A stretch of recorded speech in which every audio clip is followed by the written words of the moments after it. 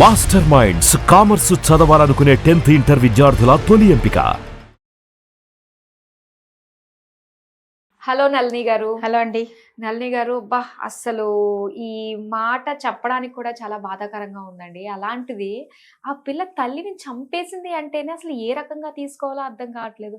అమ్మ బాయ్ ఫ్రెండ్తో చాటింగ్ చేసుకోవడానికి అడ్డుగా అని భావించి స్కెచ్ చేసి మరీ అమ్మని లేపేశారంటే ఆ మైనర్ల మనస్తత్వం ఎలా ఉంది అన్నది అర్థం అవుతుందండి ఇక్కడ. అసలు పిల్లలు ఇలా మారడానికి రీజన్స్ ఏమవుతాయండి అసలు ఇంత క్రూరంగా ఆలోచించడానికి? ఈ జీడిమెట్ల ఈ పాప ఇన్సిడెంట్ లో మనం చూస్తుంది టిప్ ఆఫ్ ద ఐస్బర్గ్ అండి. అంటే పైన ఏం జరిగిన లాస్ట్ ఇన్సిడెంట్ మనం చూస్తున్నాం. కానీ అది ఇన్సిడెంట్ జరగటానికి వెనకాల ఆ అమ్మాయి వాళ్ళ అమ్మ మధ్యలో ఉన్న మానవ సంబంధాలు, ఆ అమ్మాయి వాళ్ళ అమ్మ మధ్యలో ఈ టీనేజ్, జనరల్ గా ఎంత మంచి అమ్మ, ఎంత బంగారం లాంటి పిల్లలైనా కూడా పిల్లలు కొంచెం టీనేజ్కి వచ్చే సమయంలో ఖచ్చితంగా ప్రతి ఇంట్లోనూ పిల్లలకి ఆ పేరెంట్స్కి మధ్యలో కొంత కమ్యూనికేషన్ గ్యాప్, కొంత ఎమోషనల్ డిస్ట్రెస్ అనేది ప్రతి కుటుంబంలో ఉంటుంది.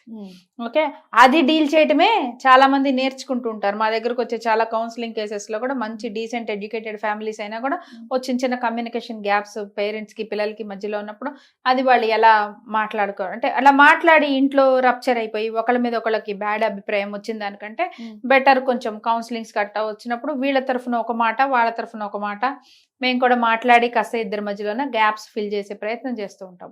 అలా అన్ని బాగున్న కుటుంబాల్లోనే పిల్లలు టీనేజ్ లోకి వస్తున్నారంటే ఒక రకమైన రప్చర్ ఉంటుంది.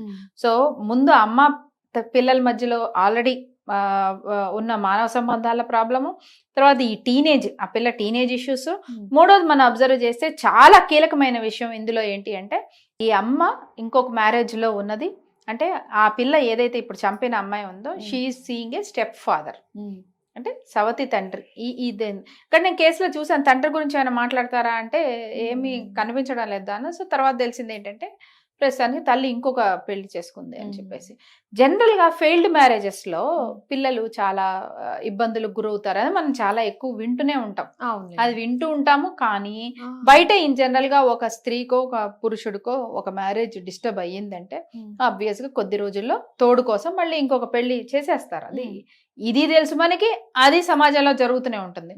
పాయింట్ ఏంటంటే ఇక్కడ ఆ వచ్చిన కొత్త వ్యక్తులు కూడా ఆ కొత్త వ్యక్తులతో కలిపి ఇదంతా మళ్ళీ ఒకటే కుటుంబం లాగా రిజాల్వ్ అవ్వగలిగితే బ్రహ్మాండంగా ఇబ్బందులు లేకుండా నడుస్తుంది. లేదు అంటే మాత్రం గ్యాప్స్ ఉంటే మాత్రం చాలా చాలా రకాల ప్రాబ్లమ్స్ మనం చూస్తూ ఉంటాం. ఎందుకంటే ఈ అమ్మాయి వాళ్ళ అమ్మని ఎలా చూస్తోంది అది చాలా ముఖ్యం. ఇప్పుడు ఈ రోజు చంపేసే వరకు వచ్చిందంటే ఎంత ఖర్చు వాళ్ళ అమ్మని ప్లాన్ చేస్తోందంటే ఎంత ఖర్చు ఉంది వాళ్ళ అమ్మని. వాళ్ళ అమ్మని అమ్మ అనే ఒక ఎమోషన్ కంటే కూడా ఒక స్త్రీ నాకు అడ్డం పడుతోందనో, నా సుఖాలకు అడ్డం పడుతోందనో, లేకపోతే నన్ను అర్థం చేసుకోవట్లేదనో, నన్ను సుఖని పడనివ్వట్లేదనో, నన్ను సంతోషంగా పడనివ్వట్లేదనో ఏమై ఉంటుందో. ఇప్పుడు ఆ పిల్ల కూడా మాట్లాడితే తెలుస్తుంది అమ్మాయి మైండ్ సెట్ ఏంటి. అంటే నన్ను మాత్రం ఇన్ని అడ్డాలు చెప్తుంది, తను మాత్రం తను హ్యాపీగా ఉంది తన లైఫ్ లో, తను మొగుడు పిల్లలంతా బాగుంది, నన్ను మాత్రం అలాంటి ఆలోచనలు వ్యక్తపరిచిన వాళ్ళు కూడా చూసాం మనం ఇంతకుముందు. ఇలాంటి కేసెస్ లో చాలా వాటిలో ఇలా చూస్తాం మనం.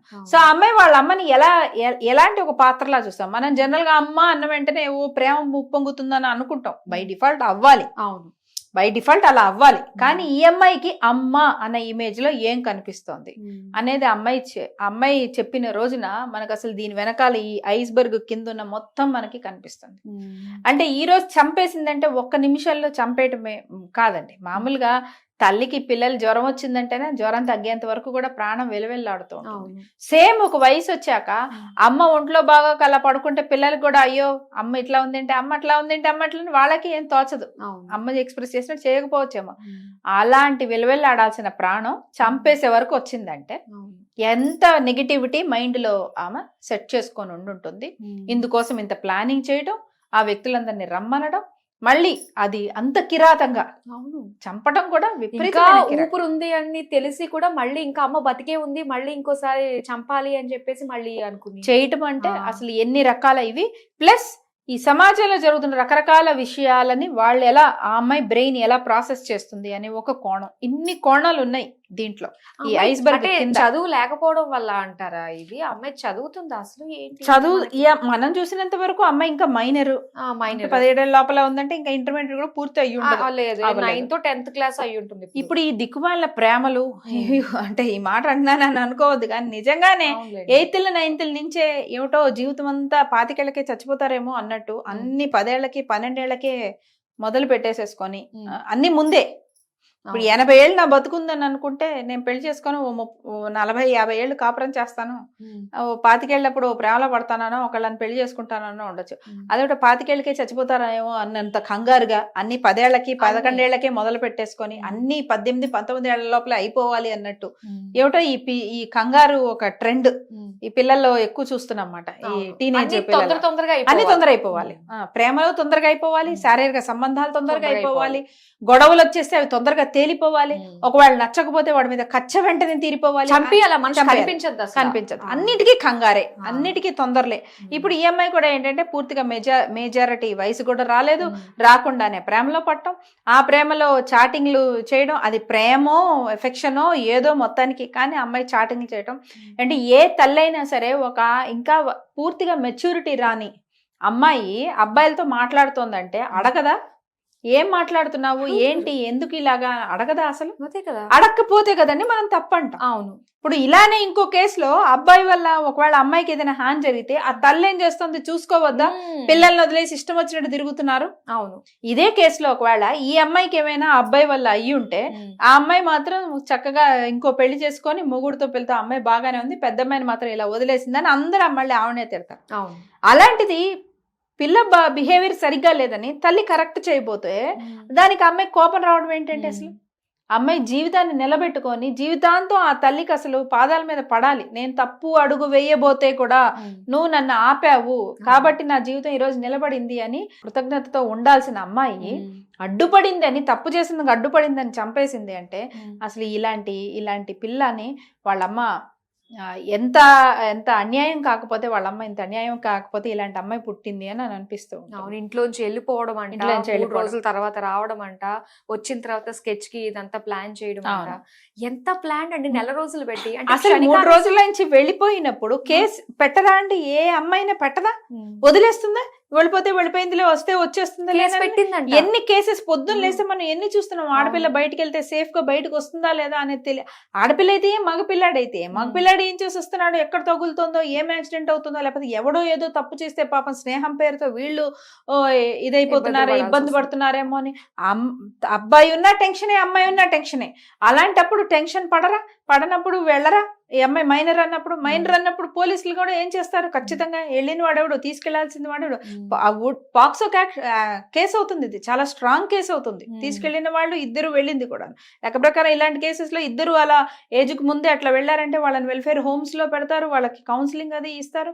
మెజారిటీ తీరేంత వరకు కూడా వాళ్ళని బయటికి వదలరు, కరెక్షన్ హోమ్స్ లో వాటిలో పెడతారు, డిపెండింగ్ అపాన్ కేసు వాటిల్లో. ఇవన్నీ చేసి వాళ్ళు బిహేవియర్ కరెక్ట్ చేసి పంపిస్తుంది న్యాయ వ్యవస్థ అయినా సరే. ఆహా నీకు ఇష్టం ఉందా, మీరు ఇష్టం వచ్చినట్టు బలాదూరు తిరగండి అని ఏ సమాజము వదలదు, ఏ న్యాయ వ్యవస్థ వదలదు, ఏ తల్లిదండ్రులు వదలరు. అలాంటిది ఆమె చేయవలసిన పనే చేసింది. కనిపించలేదు, పోలీస్ స్టేషన్ కి వెళ్ళింది, ఎవరు వెళ్ళారు, ఎవరు తీసుకెళ్లారు అన్నప్పుడు ఆబ్వియస్ గా వాళ్ళ పేర్లు వస్తాయి, అప్పుడు పోలీసులు రమ్మంటారు.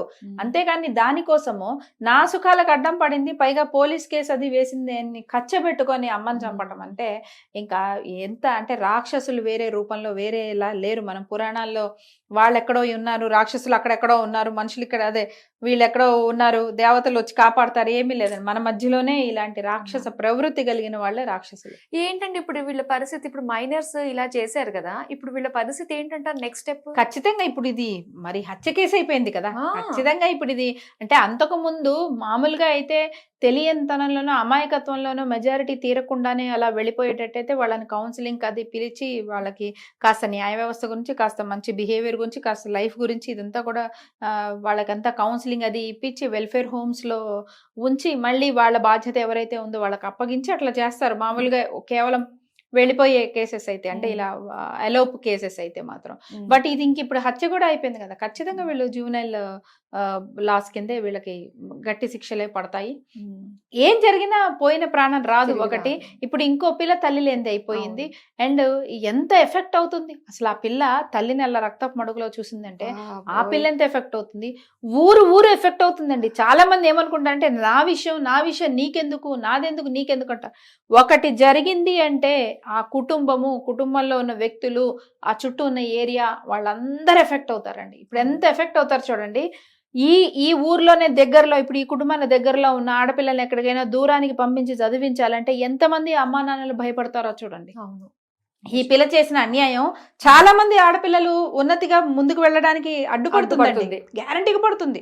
వాళ్ళు భయపడతాడు, వాళ్ళ పిల్లని వేరే హాస్టల్లో పెట్టో ఉన్నత చదువుల్లో ఇంకో చోటకి పంపించాలి అంటే చాలా మంది ఈ ఊర్లో ఉన్న అమ్మా నాన్నలు, ఆడపిల్లల అమ్మా నాన్నలు భయపడి తీరుతారు. దానివల్ల ఎంతో మంది ఆడపిల్లల ఫ్యూచర్ ని కూడా పాడు చేసిన అమ్మాయి అయింది ఈ అమ్మాయి ఫ్యూచరు మాత్రమే కాదు, వాడెవరితో మాట్లాడుతున్న వాడి ఫ్యూచరే కాదు, వాడికి హెల్ప్ చేయడానికి వచ్చారు ఇంకొక 15 వాళ్ళు చూడండి, ఒక్కొక్క 15 ఏళ్ళవాడు 16 ఏళ్ళవాడంట, వాళ్ళు వచ్చారు. వాళ్ళ జీవితాలు, ఆ 15-16 ఏళ్ళ వాళ్ళ తల్లిదండ్రుల జీవితాలు, వాళ్ళకి ఎవరైనా తోబుట్టువులు అన్నలో తమ్ములు ఉంటే వాళ్ళ జీవితాలు, ఇవన్నీ కూడా ఎఫెక్ట్ అయినాయి. ఇది ఒకటి కేసు చూసుకొని ఇది ఎన్నో రకాల భయాలకి చుట్టుపక్కల వాళ్ళు గురయ్యి వాళ్ళ పిల్లలు స్వేచ్ఛగా బయటికి వెళ్ళి వాళ్ళు ఉన్నత చదువులు కానీ వేరేవేనా చేయటానికి కానీ అడ్డుపడే విధంగా చేసే పని అవుతుంది. అందుకే సమాజంలో మనందరం కూడా ఒకళ్ళకొకళ్ళం కనెక్ట్ అయ్యి ఎందుకున్నామంటే నా జీవితం నా ఇష్టం వచ్చినట్టు నేను చేస్తాను నీకెందుకు అని అనడానికి లేదు. ఏం చేసినా కూడా అందరి మీద ఎఫెక్ట్ పడుతుంది. కాబట్టి we are all social people and we are all as a community. So ఇది చాలా చాలా క్షమించకూడని న్యాయం. అసలు లెక్క ప్రకారం ఇలాంటి జూనియర్ కేసెస్ లో మేజర్లు అవ్వలేదు కాబట్టి ఒక రకమైన శిక్ష తక్కువ వేసి అట్లా ఏవో చేస్తారు. కానీ ఇంత మైండ్ సెట్ ఉన్నప్పుడు ఏమేమి మైనర్ అండి, నన్ను అడిగితే మొత్తం యావజ్జీవ కారాగార శిక్ష వేసేసి లోపలే ఉంచే, అంటే అలా మాట్లాడకూడదు మనం జడ్జిమెంటల్ గా. కానీ ఎన్ని జీవితాలు అన్యాయం అయిపోయినాయి. ఈ అమ్మాయి ఇప్పుడు బుద్ధి తెచ్చుకుంటే మాత్రం తిరిగి ప్రేమ చూపించాలంటే ఆ తల్లి వస్తుందా, ఈ పోయిన అమ్మాయికి తల్లి వస్తుందా? ఎంత అన్యాయమైన విషయం అంటే ఆ తల్లిగా తన బాధ్యత నిర్వహించినందుకు ప్రాణాలు కోల్పోవడం అనేది ఇంతకంటే హేయమైన విషయం ఇంకోటి లేదు. ఒక తల్లిగా తన పిల్లని ప్రొటెక్ట్ చేసుకుందాము, తన పిల్లని కాపాడుకుందామని ఆలోచించిన దానికి ఇంత క్రూరంగా చనిపోవాల్సి వచ్చింది అంటే ఇంతకు మించి దారుణమైన ఇబ్బందికరమైన పరిస్థితి మనం మళ్ళీ చూడకూడదని కోరుకోవాలి. కరెక్ట్ అండి, చాలా చక్కగా తెలియజేశారు. Thank you so much.